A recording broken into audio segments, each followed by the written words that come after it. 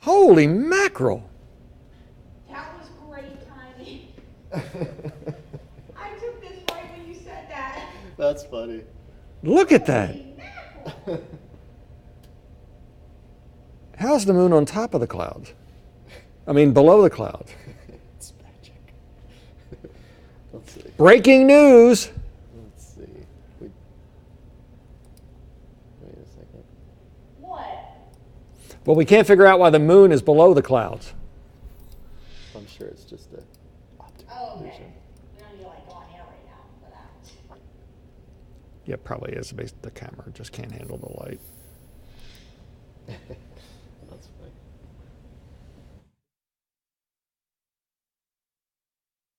YT was a praiser. In a memorial service filled with song, hundreds packed into the Legacy Arena to salute Sergeant Wytasha Carter. A man of bravery. We're celebrating a man of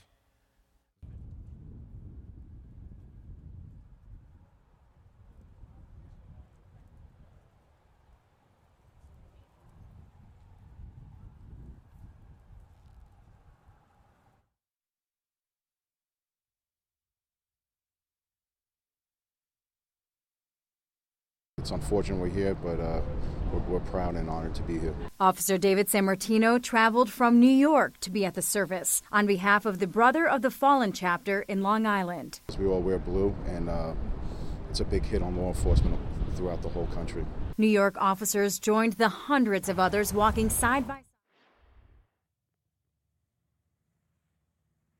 Makes me feel good to see that people are actually supporting the men in blue, and that's the way they should. That's the way it should be. They should be supported.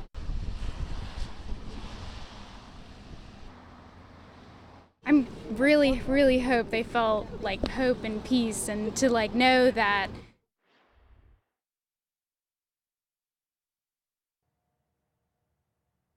hundreds of police cars. We have over 70 departments represented From across the state and the country, all together for Birmingham police officer Sergeant Wytasha Carter. He never complained.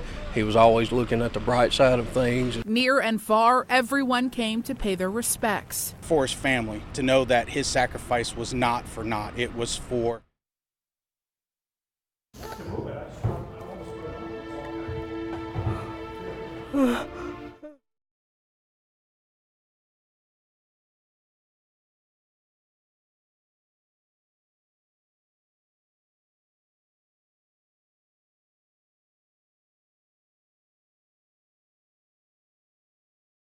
You're watching WVTM 13 News. I'm on Sherry's mic, I know. I'm just putting mine on. Sherry, are you leaving after this show? I was supposed to, yes. Why? It'll be about 15 degrees lower than it was when you were on. Yes, you got me? Okay. Are you, Jerry? Yes. The cold front has just come through. Wow. Is that why it's freezing in here? No, that's a difference. No, we put the air conditioning down 1 degree, and that took care of the world. Oh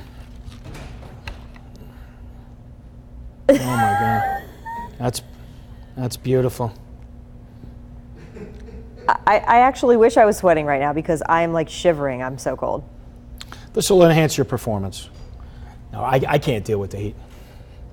You what? Want- Do I want a jacket? No, I'm okay. I have one. Thank you, though. No. All right.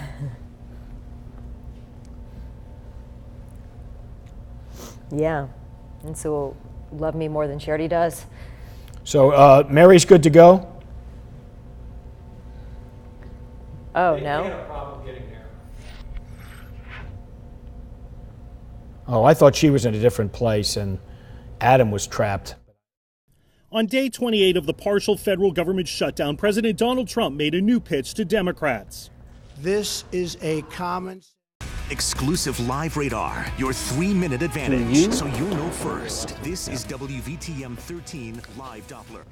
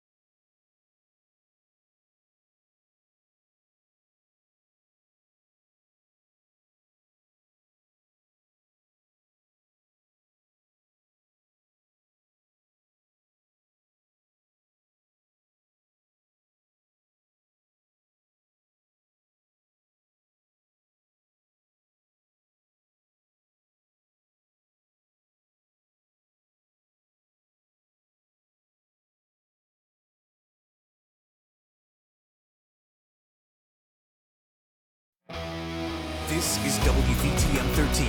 Breaking news is happening right now. Breaking news, widespread damage in Wetumpka tonight after a tornado ripped through the Elmore County town. We're told one church was badly damaged, another destroyed. A number of homes also damaged, others destroyed as well. Witnesses there say the bridge over the Coosa River was also damaged, and the Elmore County Emergency Management Office is telling us there are reports of injuries. We're still waiting to find out how many injuries and how bad they are. Yeah, a lot of emergency folks still working through that debris to see if anybody is hurt under there. Well, that's an ironic sight. That rainbow belies the trouble below. Let's take a look at some more damage now. This is a shot of the First Baptist Church taken by a fellow named Trey Leitner. Thanks for sending it to us. This is the church, I believe, that was damaged, not destroyed. Look at this, an SUV, maybe a car, flipped over right on its roof there. And this pickup, the roof smashed by debris. And here's a look at some damage from Randy Rosser. He tells us that he helped carry people out of two houses here that are just now rubble. He says they were a little banged up, but they are okay. And after this, I bet that they were a little more than shaken up. You can see here, all of these houses really just reduced to rubble there. And we have a crew on the way to Wetumpka. They're not far away. You can imagine with so much damage, it's very slow going. They're trying to get to that damaged area. And we'll bring you a live report as soon as they get there. Meanwhile, Chief Meteorologist Jerry Tracy tracked the storm on the WVTM 13 Live Doppler in real time as it was moving into Wetumpka. Jerry, we're just now starting to get a look at all of the damage that it caused there. And Sherry and Jeff, it's just tragic. We got through most of this event with no damage at all, but toward the tail end, just as it was getting to move away from us, we had the damage in Wetumpka. Here's the way it looked at 2:54 this afternoon on the WVTM 13 Live Doppler. The storm bearing down on downtown Wetumpka at just that point, doing all sorts of damage. Based on some of the video I've seen, I think we might be talking about an EF2 tornado. Wouldn't be shocked if it's EF3, so it'll be very, very close tomorrow when they do their storm survey. In any event, from that point, it moved northeastward and away, but obviously while it was there in Wetumpka, did a tremendous amount of damage. Some of those pictures and video keeps coming in, and we'll show you more as we get more as we go through the evening hours. Over now to Adrian. Well, Jerry, the line of storms that brought the severe weather, that's leaving our state, now crossing over into Georgia. All that's left is this one little skinny line of some light showers. That's the cold front, and that's quickly pushing off to the east. Behind that front, we're talking about the coldest weather so far this season that will filter in over the next 24 hours. Temperatures in many spots right now in the 50s, but check out Haleyville. Already down to 43 degrees, 54 degrees in Tuscaloosa, 57 in Birmingham, 56 degrees in Anniston. That cold air lurking back to our west where it's already down to 40 in Jackson, 41 in Tupelo, already down to 38 degrees in Greenville, Mississippi. And we're going to see those temperatures drop like a rocket as we go through the evening hours and overnight tonight. Put our forecast model into motion already by 11 o'clock tonight. 40 in Birmingham, many of our northern counties down into the 30s. We'll wake up tomorrow morning to temperatures in the upper 20s and low 30s. Jeff and Sherry. All right, so if you say it's freezing tomorrow morning, you'd be right.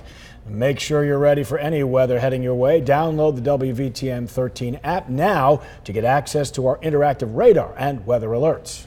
Here at home and across the nation, hundreds of heavy hearts through the law enforcement community today during the final service for Birmingham Sergeant Waitasha Carter. More than 1,000 family members, police officers, and members of the community packed into the BJCC this morning. This really was some sight. WVTM 13's John Papke was there for the final salute to the fallen officer. In a memorial service filled with song, hundreds packed into the Legacy Arena to salute Sergeant Waitasha Carter. A man of bravery. We're celebrating a man of valor. An American flag covered the 22-year law enforcement veteran's casket. Countless officers from across the state and country showed up to pay their respects. Former Birmingham Police Chief A.C. Roper delivered the opening prayer. We ask you to mend broken hearts today. But yet we rejoice in the life, in the legacy of YT. Carter's father celebrated his son's love for jazz, baseball, and serving others, and thanked the community for its outpouring of humbling gratitude. And for us to see all those blue lights leading my son, it is awesome. Birmingham Police Chief Patrick Smith called Carter a soldier for hope and promise. Sergeant Carter, I'm proud of you. And I'm proud to be your chief of police as we retire your earthly badge and you assume your badge of glory. Before his law enforcement career, Sergeant Carter served in the U.S. Air Force. He will be buried in the National Cemetery in Montevallo, which is reserved for veterans and their spouses. In Birmingham, John Papke, WVTM 13. And before today's service, a sea of blue as police officers and community members lined the streets to the BJCC. Hundreds of patrol units escorted Sergeant Carter's cruiser. And once it arrived, a white wreath was placed on top as people saying goodbye walked in. WVTM 13's Brittany Decker spoke to people who knew Sergeant Carter, even those who didn't, who traveled hundreds of miles to pay their respects. It's unfortunate we're here, but we're proud and honored to be here. Officer David Sammartino traveled from New York to be at the service on behalf of the Brother of the Fallen chapter in Long Island. We all wear blue, and it's a big hit on law enforcement throughout the whole country.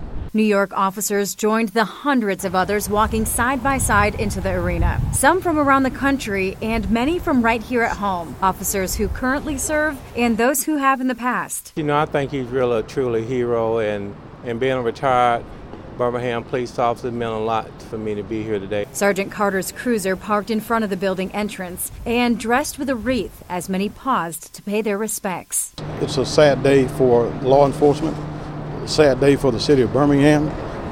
We're just glad to be a part of this homegoing for Sergeant Carter. Those in attendance, some strangers, others close friends, family, and many brothers and sisters in blue, all with a similar sentiment shared. He really enjoyed his job, so the citizens of Birmingham should be really thankful for the time that we did have him here. A community and country showing thanks and love to Sergeant Carter and his family in a big way. In Birmingham, Brittany Decker, WVTM 13. More gratitude to show you now. Dozens of people lined Highway 119 in Shelby County as the Carter family made its way to the BJCC. The family is active in the Oak Mountain community. In spite of the rain and wind, neighbors saluted as the family drove by. It makes me feel good to see that people are actually supporting the men in blue, and that's the way it should be. They should be supported. Not only were friends and neighbors there, Sergeant Carter's son is a student at Oak Mountain High School and a member of the band. Sergeant Carter was called the perfect band parent. Students say they wanted to support their friend on one of the hardest days of his life. I'm really hope they felt like hope and peace, and to know that there's someone out there looking out for them. People held flags and blew balloons as the police escort came through. So many police officers from the state and beyond were part of the procession. WVTM 13's Larissa Scott was at the send-off and has more from officers who traveled far to honor their brother in blue. Hundreds of police cars. We have over 70 departments represented From across the state and the country, all together for Birmingham police officer Sergeant Waitasha Carter. He never complained. He was always looking at the bright side of things. Near and far, everyone came to pay their respects. For his family, to know that his sacrifice was not for naught. It was for his community, and that we are all better citizens due to his sacrifice. This tragedy hitting close to home for so many. When we see something like this happen, it really catches our attention that, life is going to happen and we have to be really careful with our jobs. But this pain is felt the most sharply in the Birmingham Police Department. Everyone is sad, but we all know that we have a job to do, that if we don't do our job, then other citizens aren't protected. Taking today to say goodbye to the man they all counted on. You've got an officer, a sergeant in this case, that was protecting his community. With a large turnout of people to say their goodbyes, no one is more deserving than Sergeant Carter. We are all better citizens due to his sacrifice. We have to keep moving forward to honor his memory. A man that will never be forgotten. In Jefferson County, Larissa Scott, WVTM 13. For coverage of Sergeant Carter's funeral this morning and to hear from the officers, friends, and family, go to the WVTM 13 Facebook page. To look back on the legacy Sergeant Carter left Birmingham and his colleagues, head to WVTM13.com.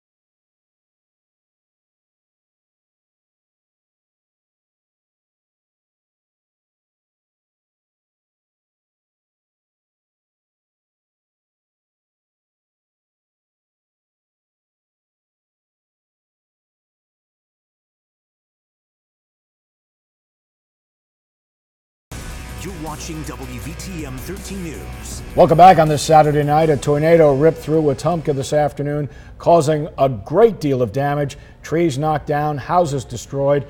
A bridge over the Coosa River badly damaged. The Elmore County Emergency Management Office says there are reports of injuries. We're still waiting to find out how many and how bad. Meteorologist Jerry Tracy and Adrian Castellano both with us tonight with a full forecast coming up in just a little bit. Tonight, Hoover Police and the Alabama Law Enforcement Agency are investigating an officer-involved shooting. About 4:30 this morning, officers went to an apartment at Wood Gardens. Investigators say a hostile man was inside armed with a gun. And during the incident, police say the gunman was shot in his hand.